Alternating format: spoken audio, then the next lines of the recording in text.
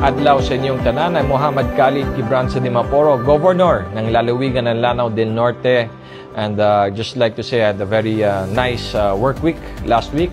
We convened the PDC, the Provincial Development Council, and the PPOC/PADAC. So sa PDC naman, we were able to engage with our mayors, review yung mga approved resolutions ni Go Bangging at saka yung accomplishments sa panahon niya. And then talk with DPWH ng 1st District at saka 2nd District to discuss yung mga problems, mga issue ng mga municipalities.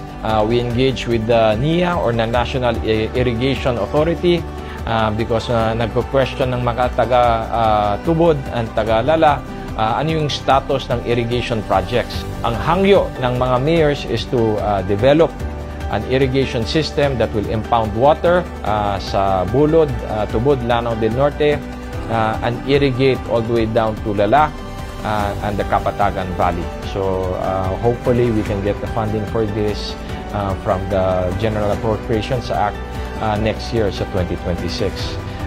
After that, we had the PPOC sa hapon. We had our representatives from the AFP, our PD, and the PDEA to give presentations on the peace and order situation. I'm happy to note that active kaayo ang military, but at the same time also generally peaceful ang situation sa lalawigan ng Lanao del Norte. On the part of the PNP, they were able to seize mga smuggled or illegal cigarettes entering the boundaries of our province. They were also able to neutralize yung mga wanted criminal personalities. Last but not least, with a very good presentation from PDEA. I say that it's a good presentation because ang representation ng PDEA is in regards to their campaign against illegal drugs. And murag walang masyadong results dito sa Lanao del Norte. Majority of their presentation is mostly focused sa Iligan City.